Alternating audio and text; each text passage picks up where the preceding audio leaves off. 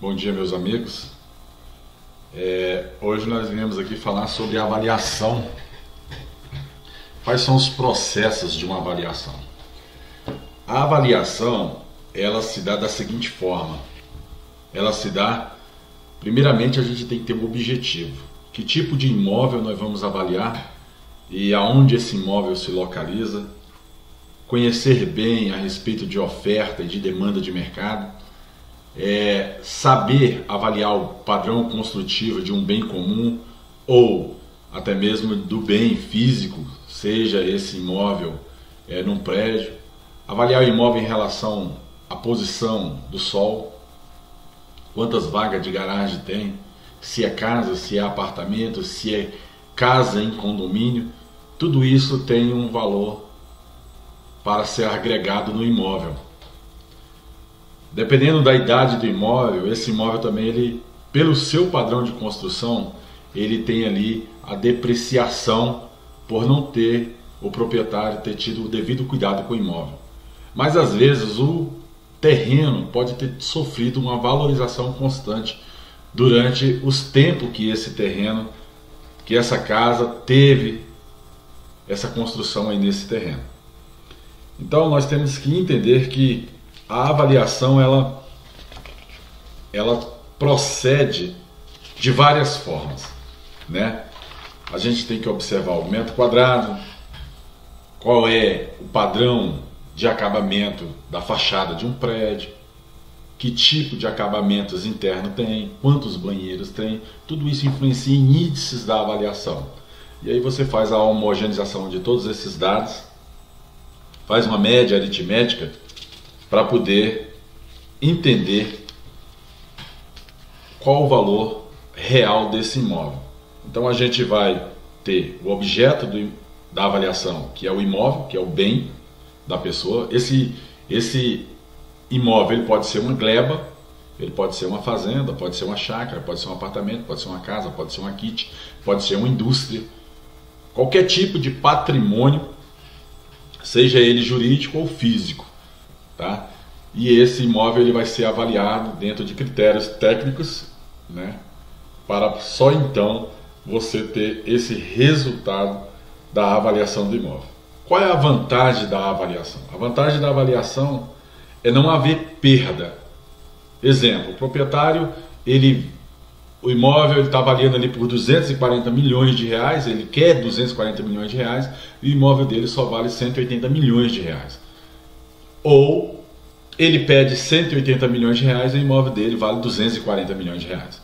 Então, para que não haja perda para quem compra e nem para quem vende, ou há uma demora exagerada na venda deste imóvel, o conselho que se dá é fazer a avaliação. Depois da avaliação feita, aí o proprietário ele fala assim, não, eu vou colocar numa oferta maior para ver se eu consigo chegar nesse preço de venda. Ou então eu posso já iniciar próximo ao preço de avaliação para ter esse preço de venda.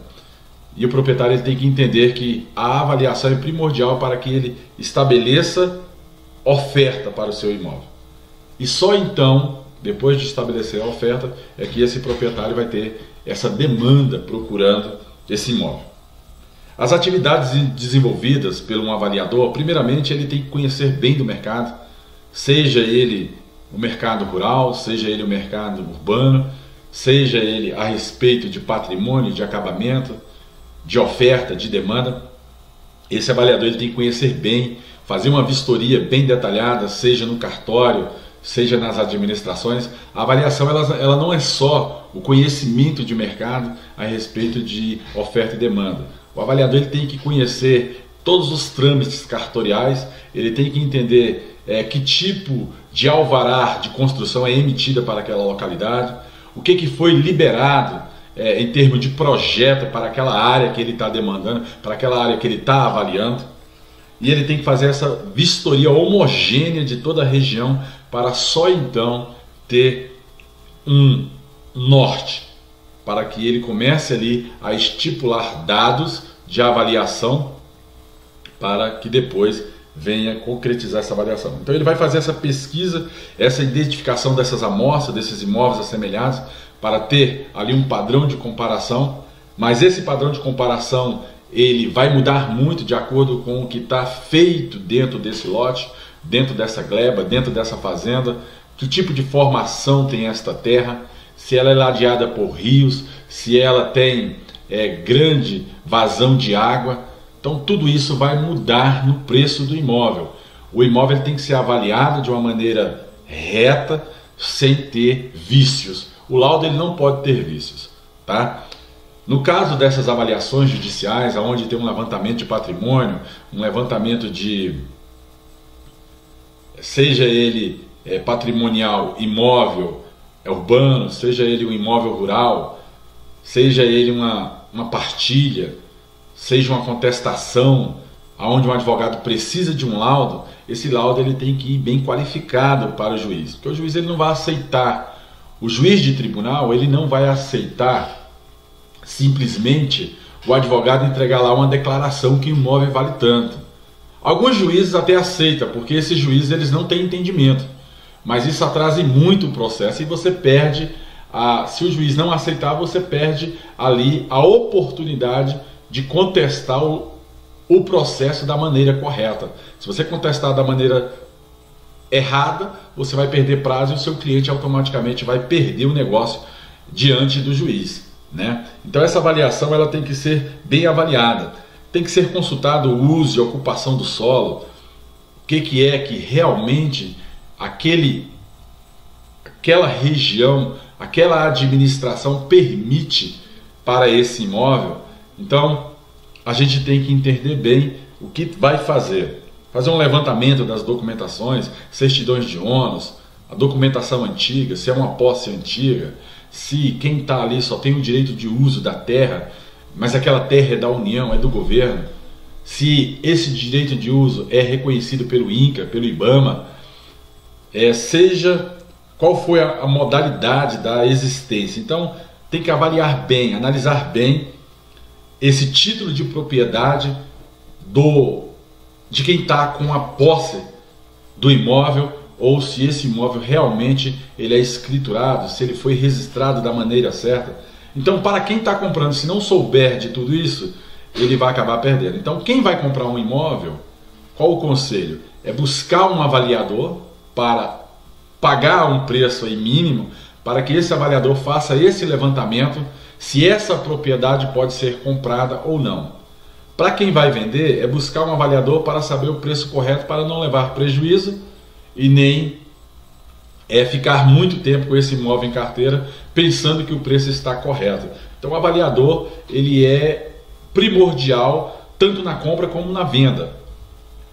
Esse avaliador também, para fins judiciais, ele tem que ser chamado ao processo pelo advogado ou por uma das partes para saber se aquilo que ela está pleiteando em justiça tem valor correto. Para o juiz, esse juiz ele tem que ter esse avaliador. Nesse caso, eu também sou avaliador do TJ, DFT. Esse juiz ele tem que chamar o avaliador ao processo para tirar todas as suas dúvidas, porque às vezes o advogado chega lá com uma declaração dizendo que o imóvel vale tanto uma parte como a outra, tanto a parte que está ali como autor ou a parte que está como réu. Eles chegam com a situação diante do juiz e o juiz ele fica ali na dúvida. Então ele chama ao processo um avaliador e esse avaliador esclarece, porque esse avaliador que é lotado lá no rol dos peritos do TJDFT, ele tem que ser perito avaliador e tem que passar ali um laudo conciso para o juiz imobiliário. Então, a gente vai ver as vistorias da região, se esse imóvel urbano ele tem rede de água, luz, esgoto, se tem algumas benfeitorias públicas em volta, se há colégio, se há ponto de ônibus, se passa metrô, tudo isso vai agregar um índice a respeito de localização daquele imóvel. As vistorias do terreno, saber qual é a metragem desse terreno, se esse terreno é um terreno retangular, se esse terreno é um terreno uniforme, se esse terreno tem uma topografia reta, ou se esse terreno tem uma topografia que é ondulada, uma topografia totalmente